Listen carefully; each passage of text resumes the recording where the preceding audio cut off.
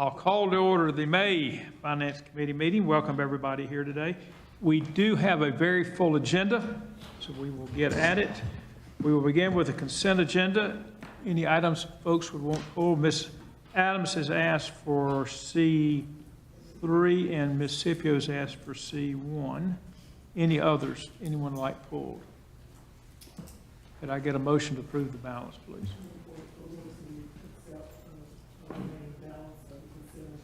Second. We have a motion, a second to approve the balance of the agenda. If I'm assuming we were doing this verbally. All in favor, say aye. Aye. Any opposed? Those are approved. We will do them in numerical order. C1, if the city clerk will please read that one. C1, resolution awarding a contract for police vehicle upfits.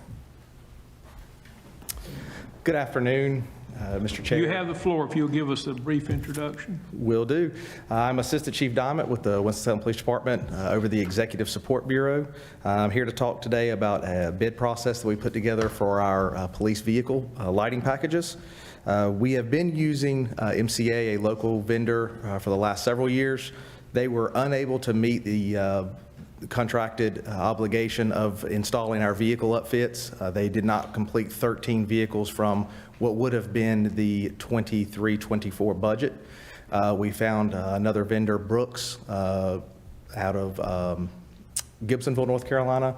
They agreed to take on those vehicles and upfit them for us. They are currently returning those 13 vehicles to us now. We've received about 6 of those vehicles back so far. I worked with Mr. Redfield and the police department did to try to do a 5-year RFP bid out for our vehicles, which would be a change from the way we've been doing it in the past to be more efficient and to get our vehicles upfitted. We currently have 60 vehicles that were purchased in this past budget that we are waiting to upfit. They've been sitting here for several months now, and we have not been able to get them upfitted and out onto patrol where they need to be. And here we are now coming on to another budget year, which will be bringing in more vehicles, hopefully, when the budget comes out. So we did end up going with what ended up being the highest bidder, but the reason we did so is because Brooks is offering services that the others are not. Federal Signal is who we use for our lighting packages. Federal Signal gave a professional reference for Brooks, as they are one of their highest vendors. Brooks also is going to be installing a ballistic door panel in the driver's side of all of our patrol vehicles, which we do not have now. That expense will stop multiple rounds taken to a driver's door should they be shot, so that incurs a large officer safety piece. That is included in their bid. And then additionally, they offer a 5-year warranty where they will send technicians to us if we have any type of problem with any of the installation of any of the pieces, not just the lighting packages, but lock boxes, the panels in the back, that the shields, anything that they do installation on, they do a 5-year. It's basically kind of like a bumper-to-bumper warranty that they do where they will fix those here in Winston-Salem. They will send a technician here to fix those. We spoke with Batteries of North Carolina, who also bid. They came in as the lowest. We requested a upfit for them for the ballistic panels to be added into their doors, which came out to be about $2,000 per vehicle, which put them much closer to the $1,094,000 for that, as well as there was not something factored into Brooks or into Battery's bid, which was they were going to charge us $650 per vehicle to transport them to their facility, which is just south of Raleigh, about a 2.5-hour trip for us. All of those things taken into consideration were why we decided that Brooks was going to be the best choice for us. Additionally, Brooks actually said that they would like to look at purchasing a facility in Winston-Salem and become a local vendor here in the city if they were given this contract. I also have Mr. Redfield with me for any other questions. Ms. Scipio, if you have any questions. I thought that was, thank you so much for that overview, because sometimes we think everything runs so well in our city and we observe all of the regulations, like the one with the lowest bidder, et cetera. But I had seen these vehicles parked down there at the yard, and I kept wondering, why aren't they on the street? So now I know. Thank you so much. But I move for approval. I just wanted us to see the complexity. Is there a second? Second. Motion second. Any other questions or comments? Yes. Yes, ma'am. In light of the delay, has that hampered us being able to provide staff with the vehicles and/or when we get the 60 vehicles, what happens to the other 60 vehicles? We auction them, Yes, ma'am. So it has not hampered us yet, but it has put us at a very critical level for patrol vehicles. And what we are doing is we're actually looking at patrol vehicles that are close to that age or mile out range and leaving them in service. The plan is that, yes, they do get auctioned off after that, but also several of the vehicles that will be coming to that age out process, the best are going to be kept for our training fleet. Now, with the new state regulations that are going into effect for our training academy, we have to have a certain number of vehicles and they have to represent what our fleet is. So in the past, we've had Crown Victorias and Caprices. As we move forward, we will no longer have any vehicles in service except for the Dodge Chargers and the Ford Explorers. So we now have to have our training fleet needs to be made up of those exact same vehicles for the officers to drive, and they can't drive in vehicles that are not in service. So part of them will go into our training fleet as they come out, and then the others, yes, ma'am, will be auctioned off. Thank you. I'll just comment, I'll bid $100 a car if I don't have to do the work. I mean, a bid that doesn't have that they can't perform is not a bid. So, anyway, if everybody please vote. That is approved. Thank you very much. Thank you. We will now go to C3. City Clerk will read that one, please. Item C3, resolution awarding contract for Innovation Quarter Stormwater Facility Rehabilitation, Freshwater Construction, LLC. Mr. Keith, why don't you introduce this? It's been a while since we've talked about this area. Yes, sir. Good afternoon, Mr. Chairman, Mayor Joines, Mayor Pro Tem Adams, members of the committee and council. The item that you have before you is a resolution for construction award to Freshwater Construction, Inc. for the regional stormwater facility over at the Central District of IQ. Basically, it is the northwest corner of 52 and Salem Parkway. This was originally constructed by the city of Winston-Salem more than 15 years ago. The stormwater device serves more than 266 acres of downtown Winston-Salem, but has fallen under disrepair since the time of original construction. This contract would be for the construction contractor to come in, refurbish the pond, deal with the structural elements with the deep foundation impoundment structure, and replant the pond so it's more aesthetically pleasing, and also get the graffiti off the impoundment structure itself. So that would be the major elements of work. As far as bids, we got one bid initially. The project was rebid, one bid after that, and the contractor that has met his goals. So be happy to entertain any questions you might have. thank you, Chair. I don't know whether you can answer me, you might. This amount of money that we're spending, I know a lot of newer council members or people, staff in the city don't understand or weren't around when we inked this deal, like you said, 15 plus years ago. Is this a one and done amount, or are we thinking like the Benton or other infrastructure that we get in and we find other things like we find when we're doing highways or roads, that this amount could grow? And or is this the only amount we've spent on this stormwater or this facility? Yeah, great question, Mayor Pro Tem Adams.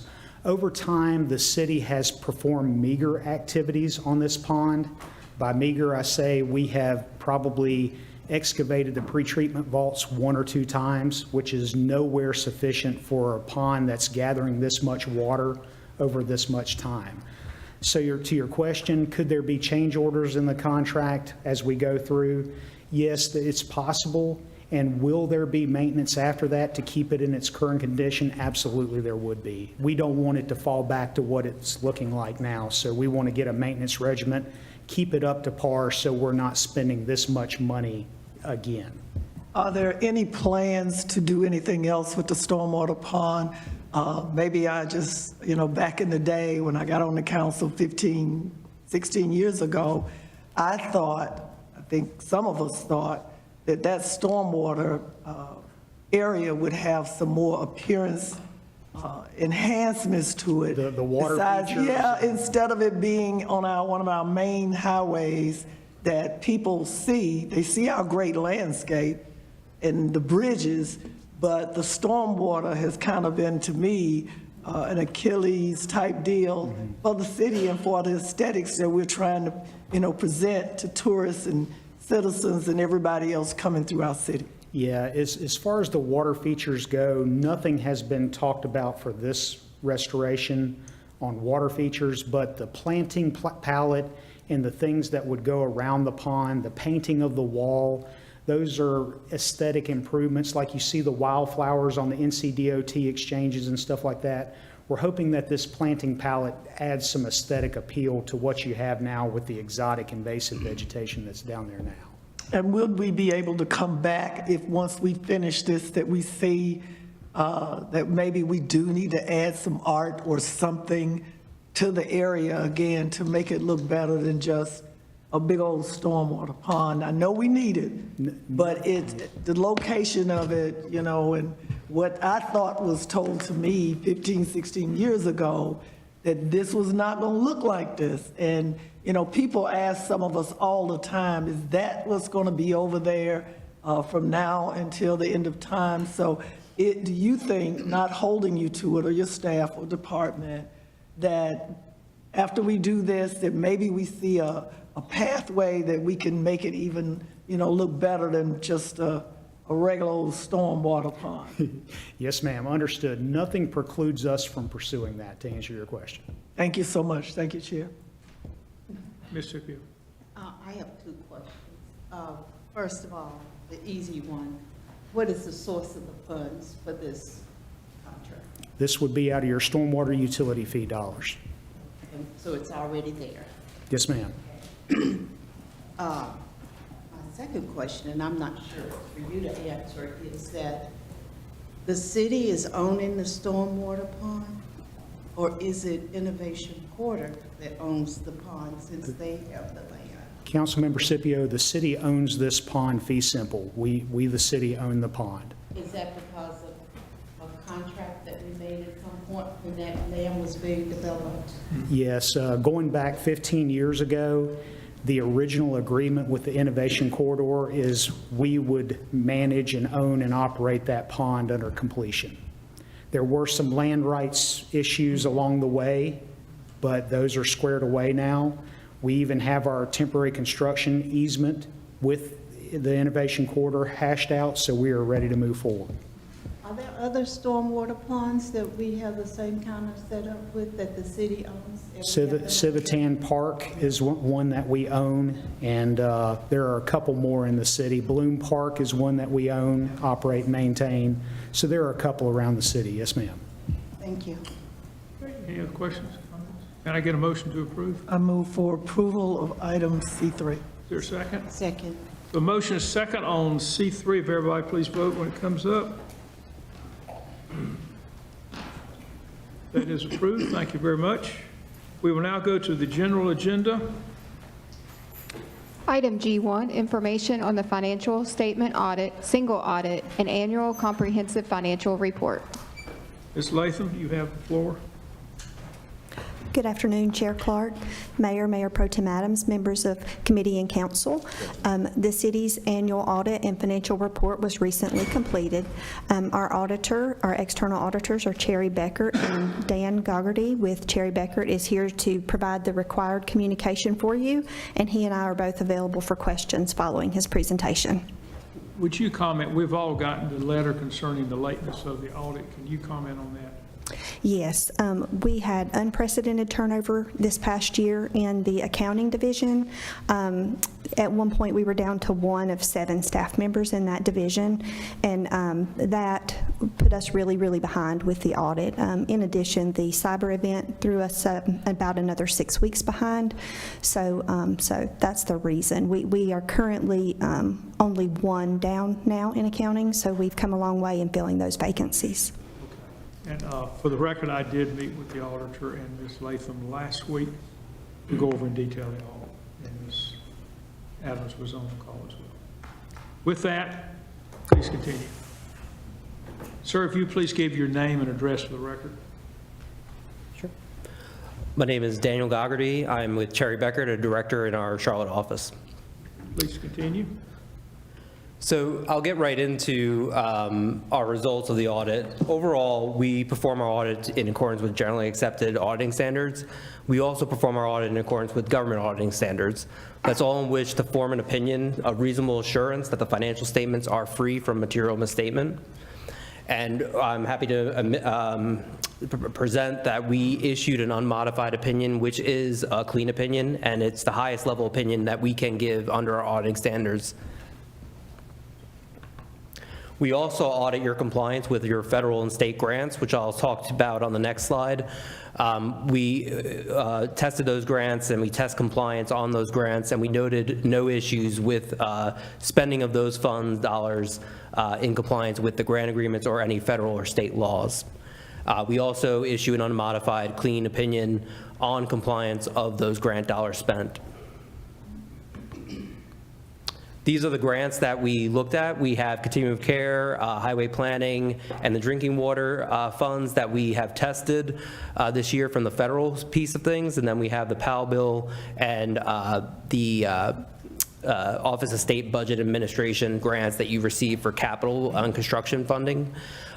In terms of these grants, we have to test these grants on a rotational basis, at least once every 3 years. And we also test some of these grants because we need certain coverage to be able to test a certain percentage of 40% of your federal expenditures in a given year. This slide is a long way of just saying that while we look at controls and we do issue any comments on controls as part of the audit, we are not testing the effectiveness of internal controls, and we do not opine on the effectiveness of internal controls. At time to time, when we have any control issues that arise as part of our audit, we may deem them to be a material weakness or a significant deficiency. Material weakness is one being that a material error could or has occurred that needs to be reported in the financial statements as a correction or restatement in some form or fashion. And then a significant deficiency being one less than a material weakness, but still important enough for us to make you aware of as those in charge of governance. And we do have one material weakness that we will talk about on the next slide. This one has to do with financial reporting. We had 2 items that we found this current year as it relates to your transit fund.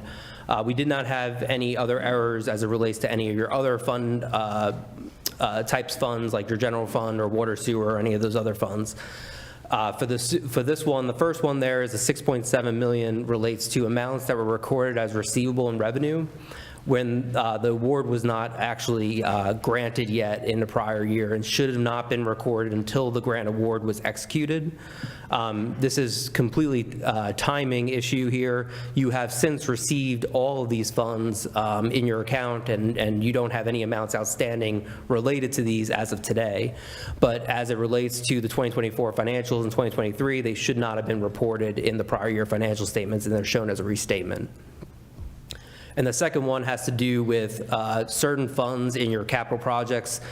You do have a budget for all your capital projects, but you do have a threshold to about $5,000 to capitalize any capital costs. Some items in that budget may be under the $5,000 threshold and should be expensed as they are incurred. We found that there was $1.7 million in this fund over the years that had not been expensed as incurred and continued to remain in the capital project until the project was fully completed. These items should have been expensed in the previous year and are dealing with multiple projects here, as you can see, as they can add up. So again, this is more of a timing issue of the expenditure should have occurred in the prior year instead of the current year that has been presented.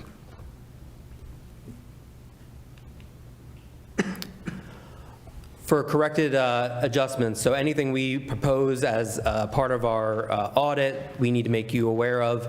There was opioid funding that all counties received and some municipalities, such as yourselves, received. This money was considered by the state to be an exchange transaction. As part of the settlement agreement, you exchange your right to sue any further for the pharmaceutical companies to receive this money. As such, this should have been reported as full revenue over the years of what you're going to receive between now and 2039. This amount, 3.8 million, is net of an allowance of 800,000 that's been estimated by management. Due to the long-term nature of the receivable, it's prudent to determine some type of allowance that may not be collectible over time. This slide and the next slide we have is uncorrected adjustments. So these are items that we found as part of our audit that either we found late in the process or determined that were not overly material to the financial statements, and we agree with management to pass on proposing these, but we still are nonetheless required to present these to you all. The first one relates to a receivable in the Capital Projects Fund for some grant funding that should have been recorded as a receivable at year end for $300,000 that had not been recorded yet. Again, this has been requested for receivable by the city as of this date. The water sewer fund, that has to do with the non-capitalizable costs I talked about earlier. The transit fund, it was a material item. For water sewer, it's a bigger fund, so the 1.5 million we were able to pass on, but that was a similar situation of costs that were non-capitalizable. And the solid waste fund, there was the last quarter of your solid waste collections that you bill quarterly were not recorded until 2025 when they were collected, but should have been shown as a receivable in revenue in fiscal year 2024. The first one here that's big has to do again with that opioid. Because it was recorded this year, we have to do a past adjustment to not restate. It did not rise to the level that we had to restate, so we just posted it into the current year. And so we agree with management's assertion to post it into the current year rather than showing a restatement, but nonetheless, it is an uncorrected adjustment for that. And the last one we have here has to do with money for a grant fund. Amount was placed in an escrow account and shown as an expenditure and revenue, but because it was in an escrow account still owned by the city until that funds were dispersed, it should have been shown as a prepaid asset. And so another past adjustment related to that. The next couple of slides I'll go through fairly quickly. These are just pre-printed information that we need to give to you every year as part of the audit. Nothing has really changed here from what we present to you in previous years, but if anyone has any questions, please feel free to stop me. Note 1 is where your significant accounting policies lie. This is where we discuss how you account for items within the financial statements, and there were no new accounting policies or statements that were effective this year that the city implemented. As it relates to related parties, we do look at any significant related party transaction. If we come across anything that we believe is not an arm's length transaction, we'll let you know. We did not run into anything as part of our audit, and then we also did not run into anything from a related party situation where management did not already let us know of that situation. If we find any transactions that are unusual or significant in nature, we need to make you aware of that. We did not deem any of the transactions the city incurred this year that we were aware of that considered to be significant or unusual by the definition in our standards. As part of developing the financial statements, there's a number of estimates that management uses in estimating the financial statement numbers. That could be allowance for doubtful accounts, like we talked about, depreciation or amortization of your capital assets, your pension OPEB liabilities and how you discount the present value of that liability is an estimate. Your landfill and your lease liabilities are all considered items that management uses certain estimates, certain discounts to estimate those amounts, and we found no issues with how they estimated without no management bias in those estimates, and they were consistent year over year.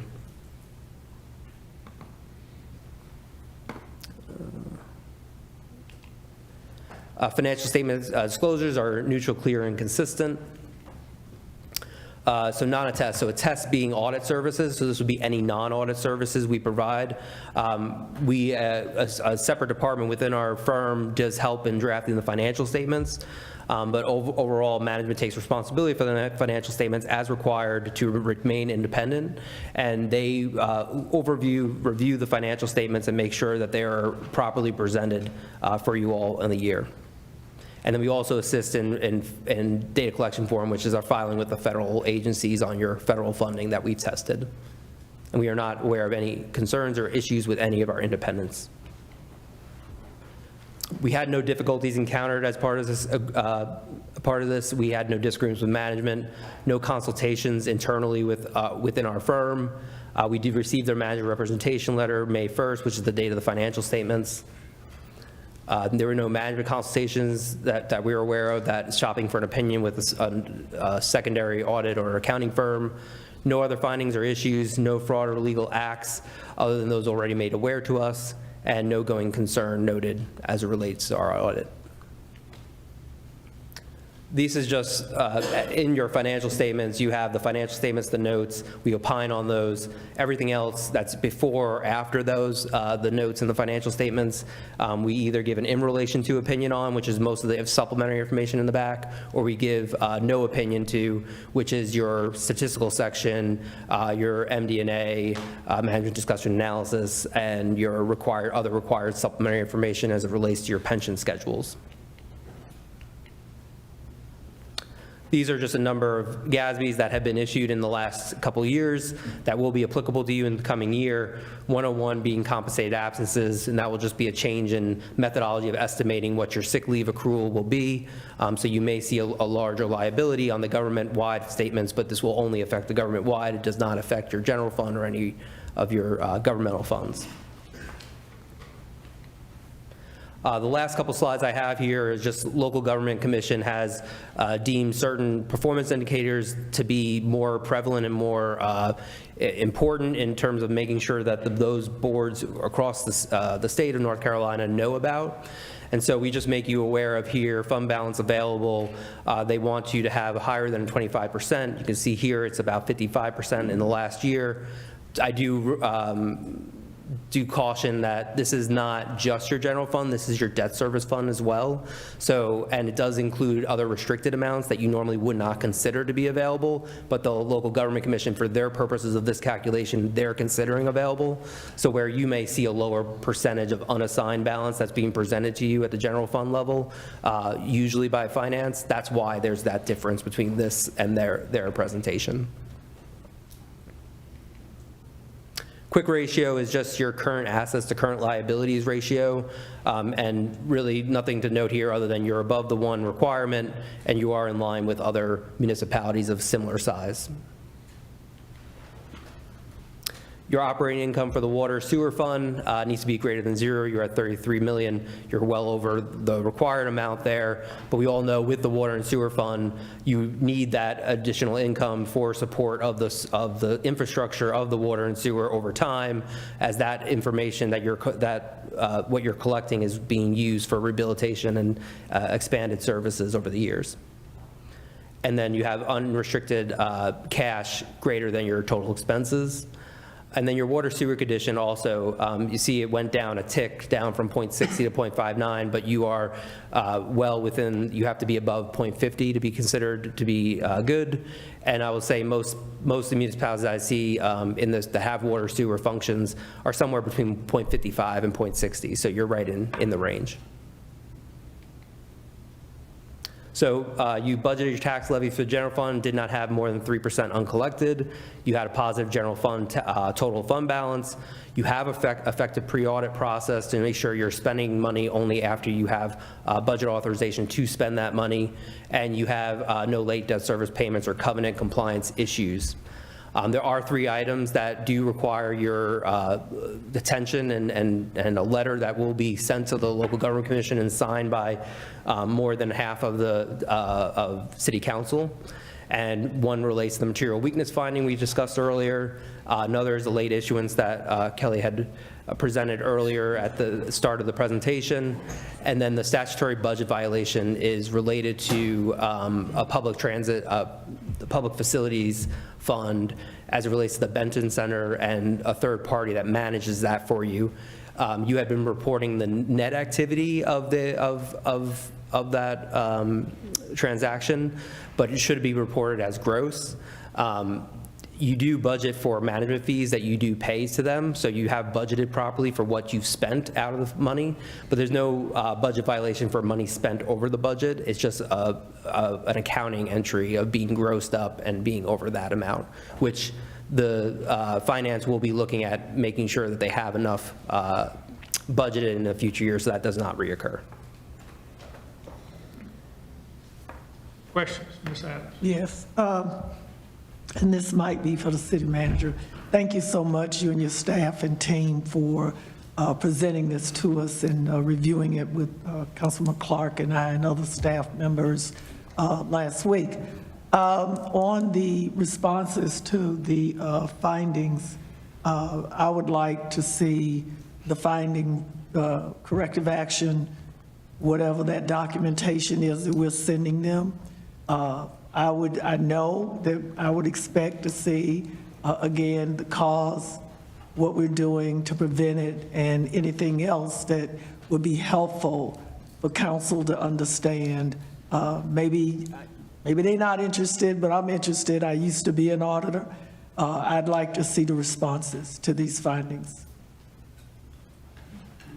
Let Ms. Latham address that. Good afternoon, Mayor Pro Tem.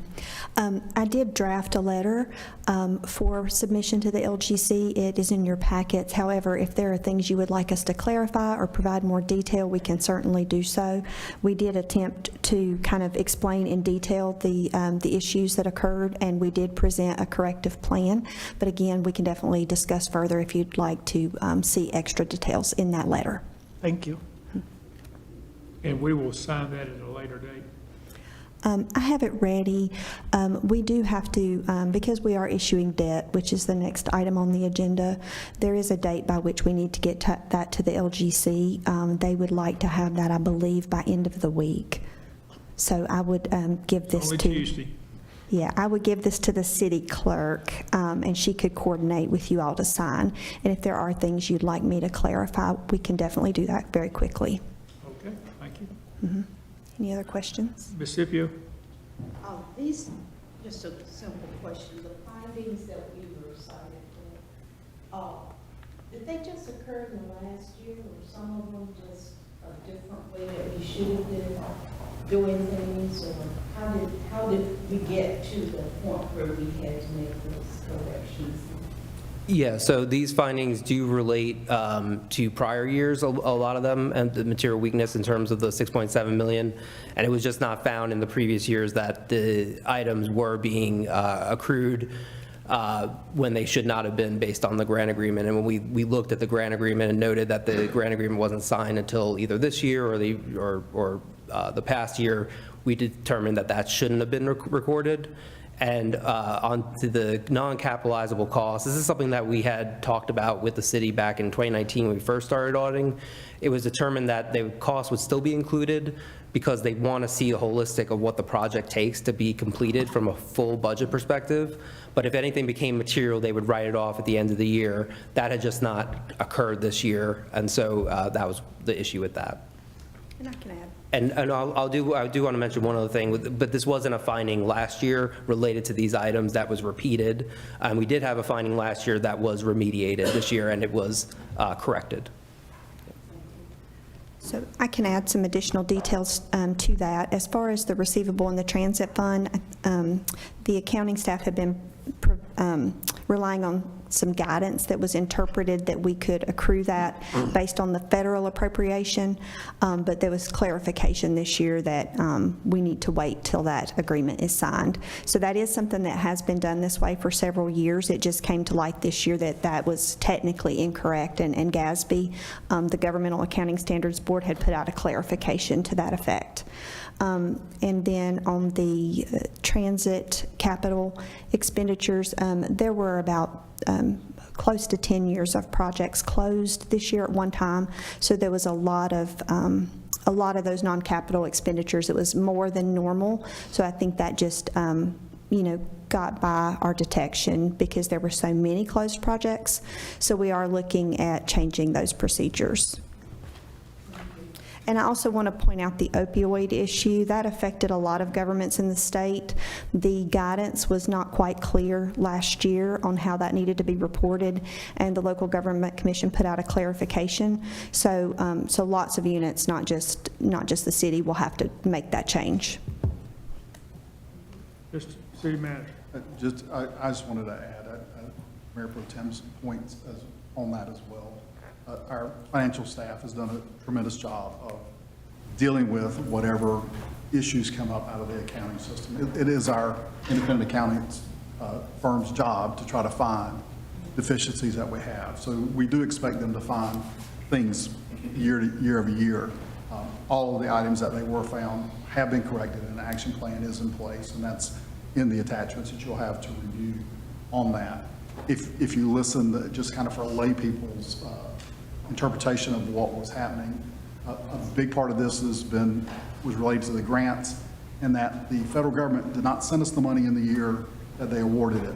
It was sent to us, the contracts were actually not signed until the following year, and that has to do with changes in the way the federal government is operating. So that typically that would have not been an issue, but it caught us because they moved that past the July 1st date that was on there. As Kelly mentioned on the transit funds, on the capital pieces, the city had a tradition of putting our projects all in one bucket. So a lot of times you build a project and you do FF&E or furniture, fixtures, and equipment in that. Most of those items are not capitalized. We don't want to keep those on the books, but we were showing those in a capital account as we roll that forward, and they're taking care of that. And then the other one, like the opioid, was we got a lump sum of money, and they changed the accounting standards to say that money is supposed to last you for 15 years. So you cannot spend all that money in the current year. You've got to appropriate that out over the 15 years.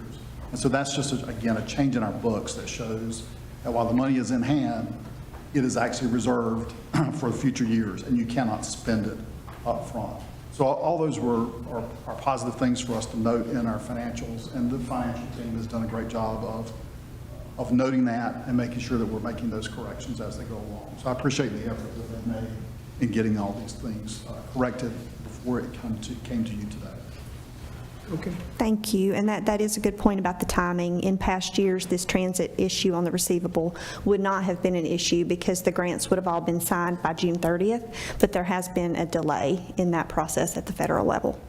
I think you mentioned in our meeting the 2025 fiscal year, they haven't even sent the paperwork out for us to fill out. And the year's almost over. When I talked with the transit staff a few weeks ago, that was the case, yes. 2 or 3 weeks ago, the application period was not yet open.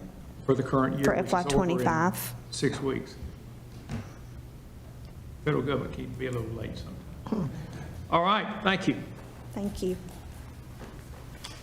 We'll now go to, don't go far, Ms. Latham, we may need you. Item G2, please. Item G2, resolution approving an amendment to an installment purchase contract with the North Carolina Municipal Leasing Corporation to finance certain facilities and capital assets and related matters. Public hearing for June 2nd, 2025. Ben, would you like to make a comment before she does? You're up. Good Again. afternoon again. So in FY23, City Council approved a number of projects planned to be issued by what we call LOBs, limited obligation bonds. Limited obligation bonds are 20-year debt, structured much like just an installment loan that you might have. It does have to be issued through the North Carolina Municipal Leasing Corporation, so you'll see that language in the agenda item that is a modification to the contract with the leasing corporation. The leasing corporation is basically part of the city. It's a component unit of the city, and it exists to issue these types of bonds. It's something that's legally required. These bonds are not voted because they are not backed by the full power of the taxing power of the city. Instead, these are collateral. So city buildings act as collateral for the debt. The debt has to be approved by the Local Government Commission. So for those not familiar, the Local Government Commission is a wing of the State Treasurer's Office. It is a 9-member panel, and they oversee local government finances. So any type of debt that we issue, they need to approve. So this this resolution that you would be asked to approve today. It sets out the amount that we would borrow not to exceed $44 million, and it also lays out specific findings of fact as required by the LGC. It names our financing team, so for instance, who our bond attorney is, who the underwriter will be that will sell the debt, who our financial advisors are, and it authorizes us to step forward in completing the transaction. It's kind of a lengthy process. We would actually issue the debt and receive the funds in August. Do you have any general questions? Any questions? This is a little different animal, but we do use them regularly. We do. Ms. Adams? Looking at, this is probably, Ms. Latham, you might not be able to answer this.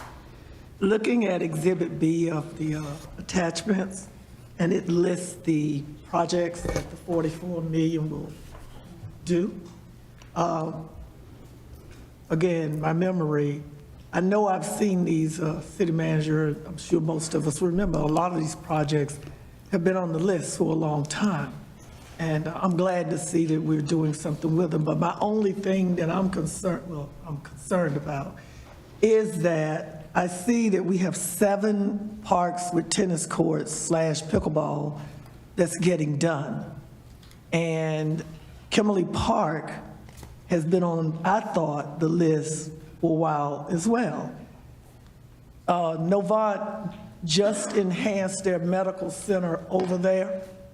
And that was part of what the talks were. They were wondering, is this going to look like this always? And I went by there, I went through there last week with Zena. And I said, no, we got to do something. So maybe I got to get it in the budget, city manager, but I've been promised for years to redo the courts, because the courts are historical in that the Archie family, which was a black tennis family that were the whatever of tennis, black tennis in Winston-Salem. Kimberly Park Tennis Club, they helped found that. You could go there anytime all my life, and all of the children, their family, were up there playing. These women and boys, they were competitive, they're brothers. They played in college, they won championships in high school. They've been entered into the Hall of Fame for the state, the city, the county.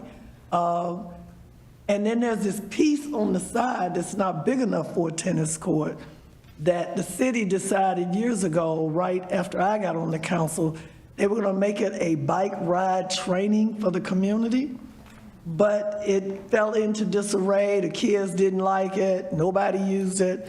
So I'm putting in my plug now for pickleball courts on that side. Because again, I got Kimberly Cook right there across the street, basically from the medical center.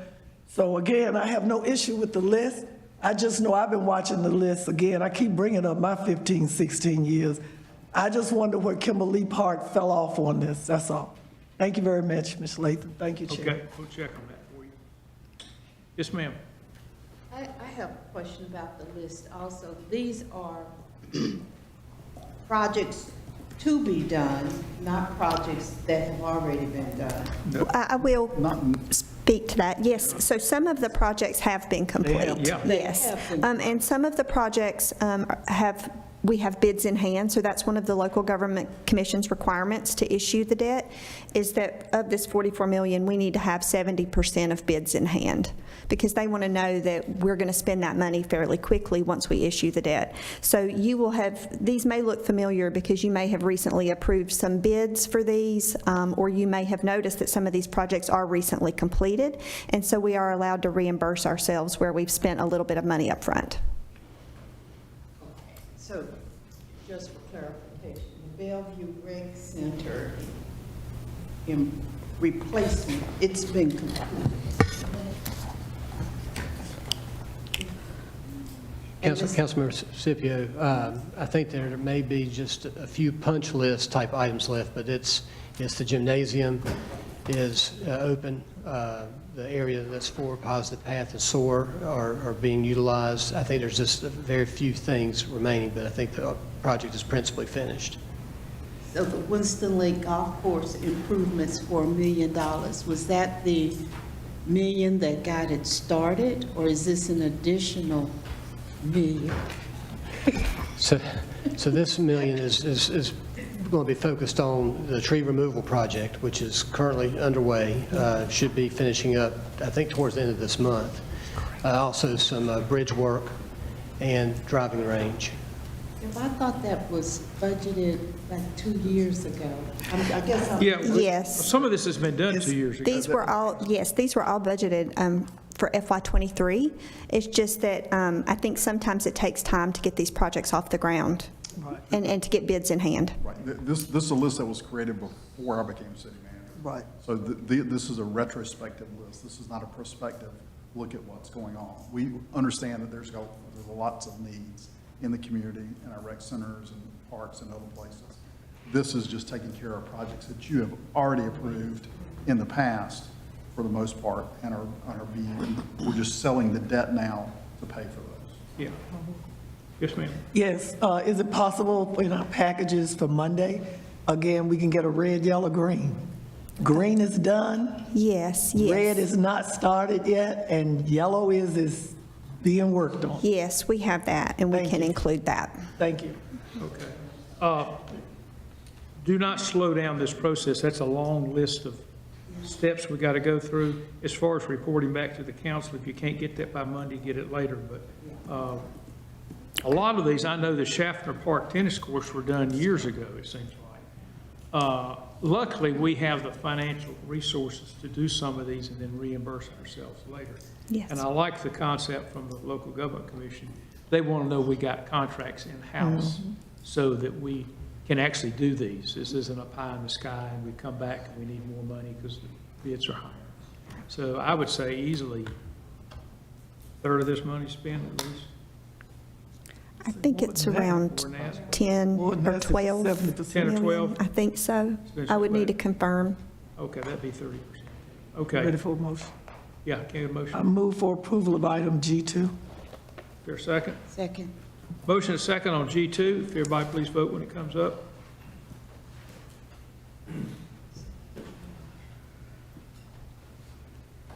Mr. Taylor doesn't have it yet. Are you voting yes? He's voting yes, so that is approved. There we go. Had to go all the way up to the satellite.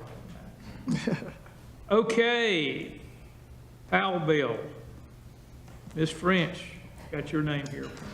Item G3, resolution of the Winston-Salem City Council opposing Senate Bill 257-2025 Appropriations Act, Section 43.5 PAL bill funds. Thank you, Mr. Chair. Good afternoon again, Mayor Joines, Chair Clark, and the rest of the committee members and council. We're here today to ask you to please consider passing this resolution with respect to Senate Bill 257. We came to you from the House side yesterday. Today, we're coming at you from the Senate side on a different matter. The Powell bill is a part of the Appropriations Act, which is a very, very lengthy 400 and some odd page bill that is currently in our legislature in Raleigh right now. And it outlines in a lot of different changes, but this particular piece is with respect to the Powell bill, which is codified in a different section of the general statutes. However, the key highlight here is that the change that is outlined in Senate Bill 257 seeks to restrict funds that are awarded to the city under the Powell bill outline. So basically, they are not restricting the amount of funds that they would release, but they are attempting to restrict who gets those funds, and those funds would be limited to cities with populations less than 150,000, which does not include the city of Winston-Salem.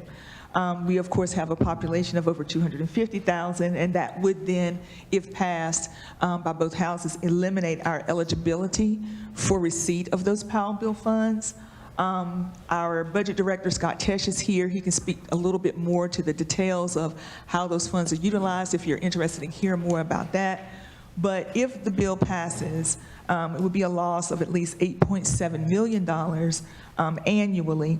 and would impact over 30 miles of contracted resurfacing and remove support for other city projects. There are other methods that you all could take with respect to tax increases and those sorts of things to replace those funds. And we've outlined that in the resolution, but that also could affect the citizens of Winston. We're not sure if you want to go down that road.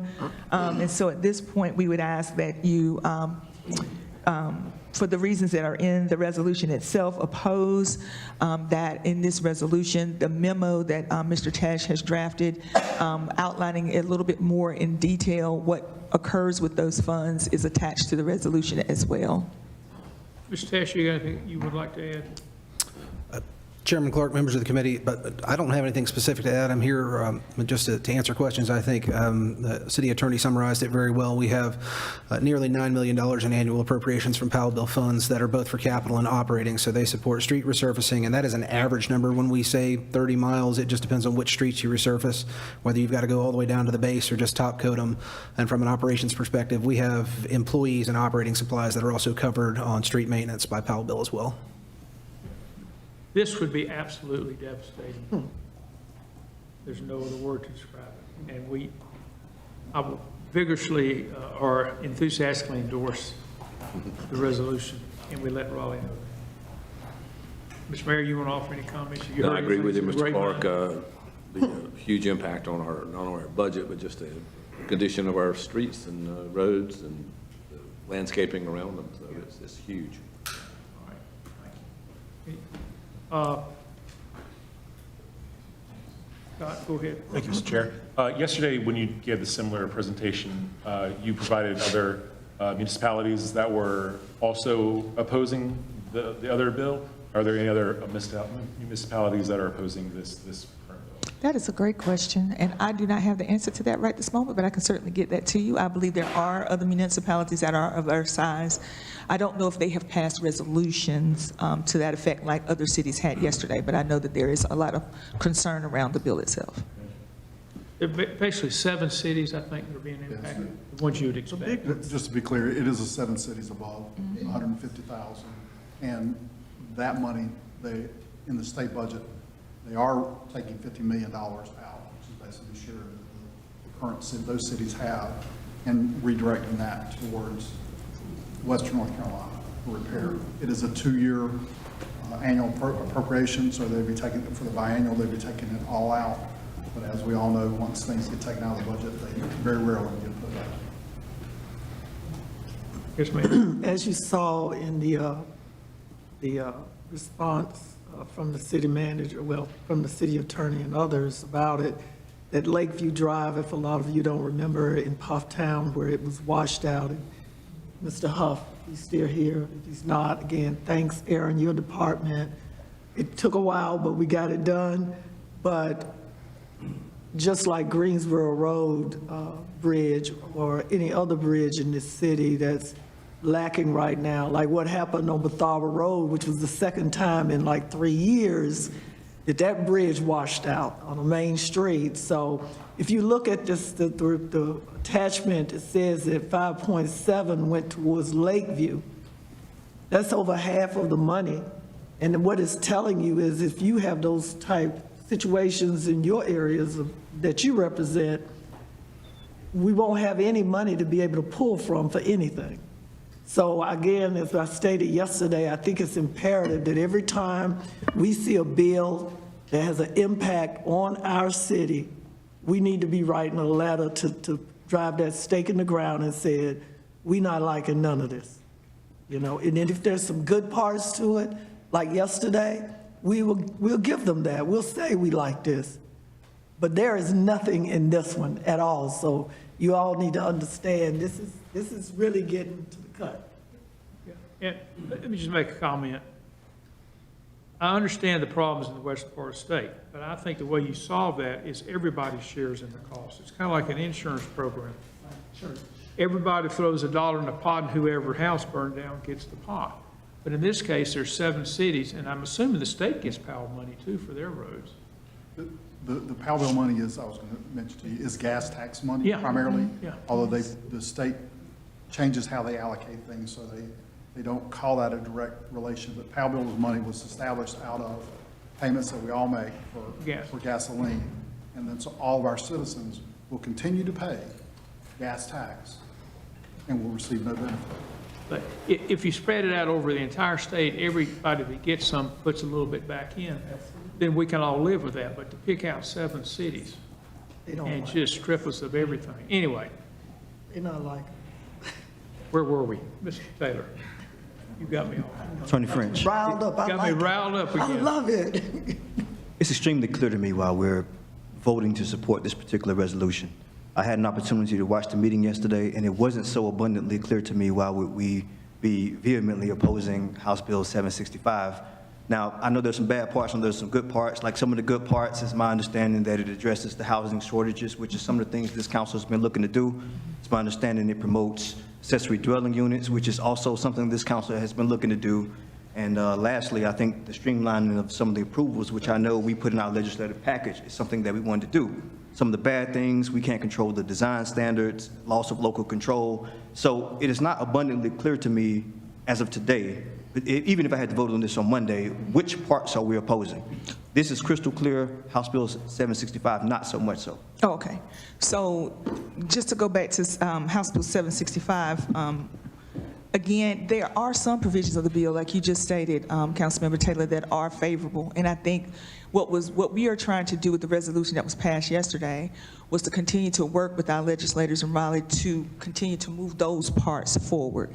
It's the other parts where we are really going to be hamstrung as a municipality by some of the things I mentioned. So the shot clock, some of those provisions with respect to, let me see, I took some notes, presentation of the shot clock, the cities that are no longer able to do their own zoning and do those types of things. It really is taking a lot of the power from cities with respect to development and those sorts of things and removing that. And so in those places, I think it was beneficial for council or the committee at least to make that recommendation to continue to support keeping those pieces in the hands of local government as opposed to removing it and giving that authority and power to someone else. So in my mind, that's the distinction. There's some ways that we can continue to work with our legislators and craft a bill that kind of works for everyone, as opposed to, like you said, with Powell, there is no, there's no leeway there. It's either all or nothing, the way they've written that. But I do think that 765 does give us a little bit of wiggle room, but there are some places where I think that the city should push back. Yeah, and if I may, hopefully you'll add some clarity before Monday. We all had an unspoken policy at one point in time. We just particularly didn't poke the Raleigh bear unless we needed to. Yes. Now, I understand this Powell bill funding, we're going to have to poke the bear, and a lot of people are going to do that. Right. But I'm questioning whether or not we should be doing it with House Bill 765, and the information you provided is going to be helpful to make that decision. And I can get in, dig a little bit deeper into the details for you if you'd like. We have a larger memo that we circulated and sent to the League of Municipalities in solidarity with other municipalities, just to outline how it would seriously impact the city. I'm more than happy to share that with you so you can really see, because we actually asked our staff members to weigh in on that to show the impacts department by department, space by space throughout the organization. And I think we had somewhere in the neighborhood of 15 to 20 bullet points that would really, really hammer home our concerns. And again, those are things that I think you can take into consideration, and you can see the difference where we might be able to work together and get some things pushed forward, or where we really do need to poke the bear a little so that the city is protected. Thank you, ma'am. Yes, absolutely. Okay. We just need to deal with this item today, which is the Powell bill. Any other questions or comments on it? Can I get a motion now? Move to approve. Can I get a second? Motion is second. Everybody please vote when it comes up. And that is approved. Thank you very much. We will now go to G4. Clerk, please read it. Item G4, update on human resources information system. Good afternoon, Chairman Clark, Mayor Joines, Mayor Pro Tem Adams, members of council, Mr. Pate. Tom Karuska, Chief Information Officer with the Information Technology Department. This item is an informational item, but we will be coming back in June asking for some approvals. Give you a quick overview. We are working on replacing our existing HRS, Human Resource Information System. It was implemented, the current system, in 1996, as we began moving off our mainframe. This primary system has been used for 29 years now by human resources staff and payroll staff in their daily operations. We did receive a note past year from the vendor, well, Cyborg's the name of the product, that on December 31st of 26, it will become end of life, which basically means no security patches, no software upgrades, no one to answer a phone, no tax tables updates. So basically, it's useless come December 31st of 26. We also received in the past year, kind of very related, from a vendor, Kronos, our time and attendance solution, that their product will be end of life as we use today on March 31st, 2027. So we got two key systems coming up, 19 months and 22 months end of life. So the human resources staff, financial payroll staff, and information technology staff work with the vendor, a Vero consulting firm. We did a needs assessment analysis, talked to a lot of departments, actually, not just those three, but all our city departments, what their needs were from human resources and payroll needs. We released an RFP with the purchasing staff.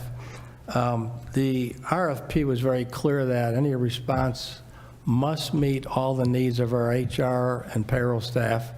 It was optional that the vendors could meet the needs of our time and attendance solution, but they must at a minimum integrate with whatever we go with. We received 15 vendor responses. We reviewed them as a team, all those departments I mentioned.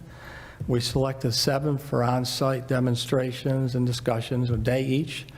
We sat through 7 days of demonstrations and discussions. And from there, we selected 3 of the 7 for 3 more days, 1 day each with those vendors. And that probably included, I would say, minimum 25 to 30 city staff during that duration. So it was very, very well looked at and considered. We, after following up with those 3 days, additional days, we the team recommend that we're going to go with a cloud browser-based solution from a vendor called UKG, who accidentally also happens to own the Kronos product, which is going end of life. We are currently working on a final statement of work with UKG, and that's try to get the scope, the cost, and the parties responsible for the different pieces of work. We're working on subscriptions, business process re-engineering, a lot of that to occur, looking at our internal processes, data migration, how much historical data to bring over, reporting needs, integration with numerous other business systems, and staff training and testing. Some of the core modules or features of the UKG, in addition to employee records and payroll and time and attendances, they support electronic time entry, remote time entry. They support mobile devices. They have a very good benefits administration for things like open enrollment for our HR staff and position control for the same folks. It provides an employee and manager self-service portal, so you can let HR know when your address changes on your own, on your remote device. There's an employee performance management solution to replace our in-house current solution we use for annual reviews. And there's also some employee training solutions offered. And, simply it's going to allow us to stay compliant with regulatory reporting. I will be coming back with my friends in June. We'll be asking for approval of a contract with UKG, when I say friends, HR and financial staff. And we will be asking for approval of a contract. I put some estimates in the informational item, and at the same time, we are going to be sharing with you the dollars we'll be asking to spend for staff augmentation, so we can take our existing staff working on the current systems and get them on that core team, or subject matter experts. We want to augment staff to keep the operations going. Anticipate this project hopefully we'll get a contract in July, and obviously we need to be done by December of 26. We have 18 months. I anticipate it'll probably be sometime in the fall, about 15 months to rolling in with open enrollment at the same time period. So it's a rather long project, and I know I said a lot. I apologize, but I'm here to answer any questions. This is for information only. Any questions today? Yeah. Okay, thank you, sir. Thank you. We will now go to the last item, please. G5. Item G5, resolution authorizing contract with Cigna for administration of city's self-funded health and dental insurance plan. Ms. Sims, welcome. I know Thank you're you. fairly new here. About 4 years. But who's counting? Oh, it's 4 years. Matter of fact, you're the one I called this morning on my. Yes, sir. Yeah, okay. Yes, So you got that problem worked. Not Good as big as this one. Go ahead. Thank you. Good afternoon, Chairman, Mayor Joins, Mayor Pro Tem Adams, and members of the committee.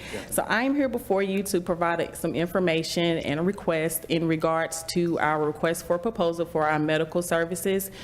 We did last year go to market. Our benefits broker, Willis Towers Watson, went to market for a request of proposal for our medical and dental plans. As you know, we are self-funded, so we went to market for medical and dental administrative services only. Our scoring panel, we thought it was important to utilize a diverse panel. We took some of the department heads or department leaders from various departments, our largest departments. So we took fire, police, utilities, recreation, and sanitation, and we put them on our panel. We educated them on what we were looking for, and they assisted us in going through this process and scoring the individuals or the firms that we got proposals from. So we got a total of 4 proposals for our medical services. Only 3 of those were deemed responsive. So of the 4, Cigna, Blue Cross and Blue Shield of North Carolina, and Aetna were the 3 that we actually scored when we went through this process. We did receive a proposal from United Healthcare, but it was deemed unresponsive because they did not submit the proposal timely. So in looking at the proposal, some of the criteria this was the lot criteria that we scored each firm on. In addition to this, we did look at parameters, and we did ask them to submit sample medical claims that is comparable to the plans that we have in place right now. So our medical plans and our dental plans. And with all of that information, we did lock in the criteria that we use for scoring and their respective weights. So we did the minority, women-owned black business enterprises, commitment, cost effectiveness and price value, qualifications and experience, and then quality of proposal. Okay, so this is going to be all of the medical, market, and financial summary information that we received. And again, this is based on a sample of medical and pharmacy claims. So as you can see, Cigna, and this is based off of the current rate, so they are giving us a 3-year rate guarantee at the current rate, which is $35.36 per member per month. So that's what we pay for all of our employee staff, is per member per month. So with those sample claims and the estimated pharmacy costs or the pharmacy rebates, our estimated annual administrative services fees, just the fees by itself, is the $1,065,790 in the middle. And then with the estimated pharmacy rebates, we anticipate estimate a rebate of about $4.6 million. And then they also gave us an annual innovation fund and an annual MWBE fund that is included in the 3-year rate guarantee. In the years 4 and 5, there will be a 3% increase each year. So in year 4, it will go up to $36.42 per member per month, and year 5 would be $37.51 per member per month. And then we went and put Aetna and Blue Cross and Blue Shield, we put them all side by side so you can kind of see the difference and see what the rate guarantees were and see what those rebates were and what the total cost was going to be. And the $26 million is the estimated total cost for claims and the administrative services only. All right, and here are going to be our final scores. So we ranked each one, 1, 2, and 3, and Cigna of the combined, the cumulative scores, Cigna did score the highest with 462 points, and then Blue Cross and Blue Shield second, and Aetna was third. Any questions on the medical piece before I move forward to dental? All right, so with our dental proposals, we did get a total of 5 proposals to come through, Cigna being the incumbent, Aetna, Blue Cross and Blue Shield, Dental Delta, and then MetLife. We used the same criteria that we did with the medical, and we did score all five of those proposals. The financial summary for the dental, with Cigna, it was $61,000 for the estimated annual fees. Aetna was $72,000, Blue Cross and Blue Shield, Delta Dental, and MetLife. Delta Dental and Cigna were really close in regards to what they were offering, the network. We thought it was important for ease of use for our employees. They have gotten so used to being able to go to their provider and say, hey, I have Cigna Dental, I have Cigna Medical, and it makes it easier for them to have to instead of them having to keep up with a dental card and go back to their medical or go to find a provider that's in network. Cigna has one of the largest networks, one of the largest dental networks, and that's partly due to the dental school that's down in Duke and them being one of the only dental schools that have that to be able to offer those services. So that provides us with a larger network. And then these were the final scores for the dental. So Cigna with 453 points, Aetna, Delta Dental, Blue Cross and Blue Shield, and then MetLife. All right, so the summary, basically we did get like I said, we got 4 proposals. Of those 4 proposals, only 3 of those were scored. Cigna was the only firm that did fulfill Cigna was the only firm to fulfill the minority and women-owned business enterprise requirement by subcontracting 14% of their businesses to North Carolina Hub certified organizations. One of those organizations comes on site monthly. It's Nutrition Plus. You get our emails. They're in the city manager's weekly updates. Our employees love the access to Nutrition Plus. They come on site. They do lunch and learns once a month, one in the morning, one in the afternoon, and then Blue Dove Promotions is where I get all those goodies that I'm able to give back to our employees when we do our benefit fairs, our new hire orientations. And so those are the 2 firms that Cigna does subcontract 14% of their work to.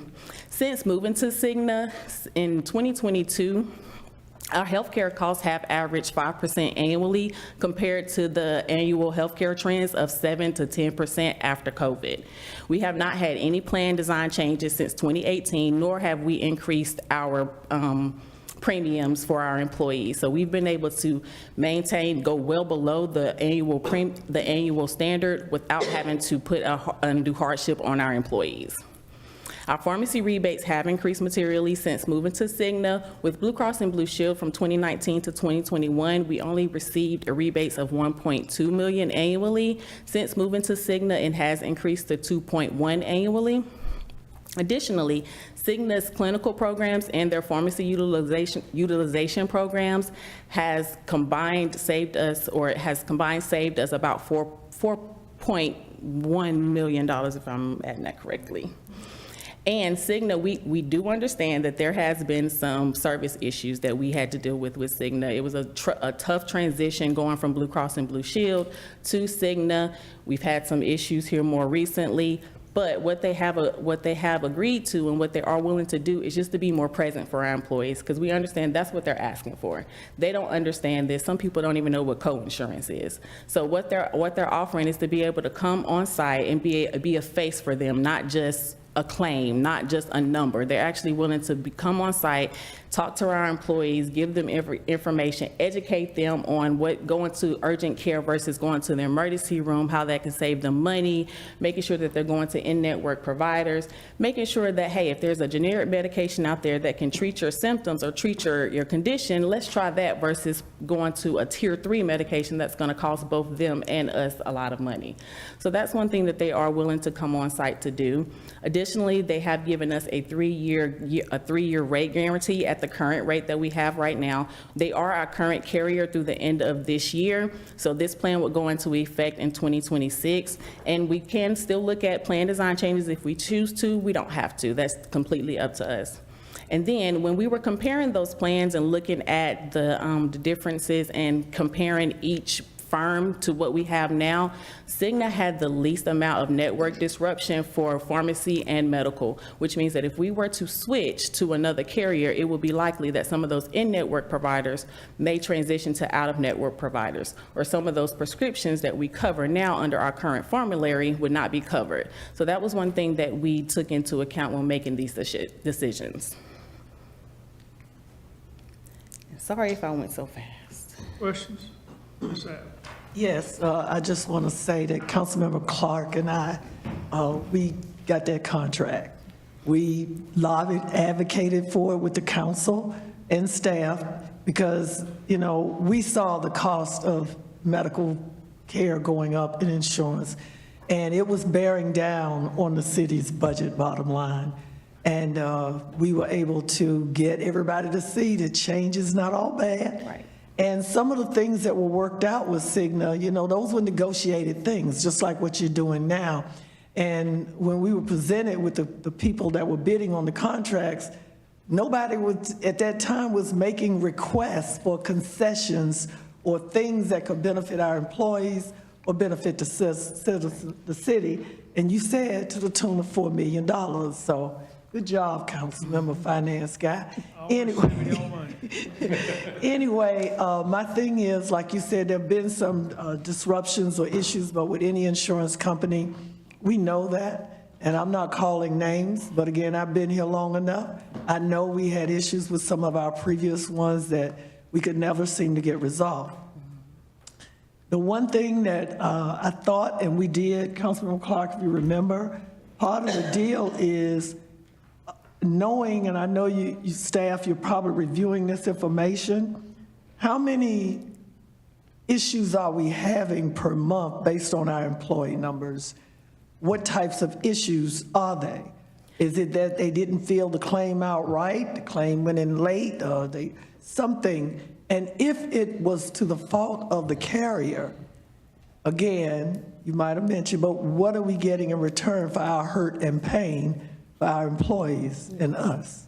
That's a great question. So a lot of the issues that come to me are going to be utilization management issues. They're going to be those prior authorizations. So, hey, I hurt my wrist, I need to go get an MRI. Well, your doctor thinks you need to get an X-ray, so we're not going to approve, Cigna's not going to approve an MRI when we can go get an X-ray for half the cost. So those are a lot of the issues that I have seen on my end, or as simple as a prescription issue where the prior authorization is for a certain amount, but you're trying to get 30 pills and you can only get 15. So it's been a lot of the utilization management, our utilization management program. And with our utilization management program, that's what has allowed us to save money, because having those checks and balances to make sure that we're not just out there paying for everything under the sun, we're actually making sure that it's medically necessary and it's in the scope of what our plan design can allow. Additionally, we do have performance guarantees that are in place. So currently there are $422,278 of performance guarantees at risk. So they have put an actual number on, their guarantee to process claims timely, to answer the phone on time, to resolve those escalated issues. They have put those performance guarantees in place. One more thing is that as we move forward, we all know healthcare costs are going to continue to go up. And I know that you guys are probably you're always looking down the road to the next of what happens if healthcare doubles 50% of where it is now, and what will we be doing? And I know our city manager, he's financial too, that what would we be looking at, after we implement this contract, what's going to happen with what we're seeing with the world economy and all of that. You spoke about the two healthcare cards, dental, medical. Councilmember Clark and I, we had issues going, we a little old, when we get to the doctor and, we thinking we under one provider. Right. And they're saying, no, you can't do this. You're going to have to pay all this money out of pocket because you don't have your insurance card and blah, blah, blah. And that was a problem not just for us, it was for a lot of our employees. That was one of the caveats for this contract with Cigna. We only need one card. Yeah. We don't need people trying to remember or take the two cards, or it's on the thing at the doctor.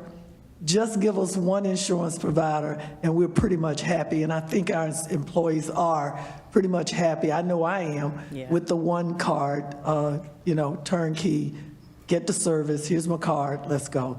So thank you guys for all of the work that you're doing to transition us to the next contract. And I also want to thank Information IT, Tom and his crew, because your department and that department are synced at the hip so far as healthcare, absenteeism, sick leave, vacation, and we appreciate what you guys are doing. Any other questions or comments? If not, can I get a motion to approve this? Move for approval. Second. Motion is second. Everybody please vote when it comes up. I believe that's the last thing we had. Before we adjourn, Ms. Latham mentioned we all need to sign, or the majority of us need to sign the letter to the local government commission. She happens to have it with her. If you feel comfortable signing, we'll get together afterwards. Otherwise, Ms. Latham, you're going to have to, you and city clerk will have to chase everybody down. Yes, and I did get some clarification. We do have a couple extra days, so if you need one. Okay. All right. We'll just get along right now. If not, we will stand adjourned. Thank you.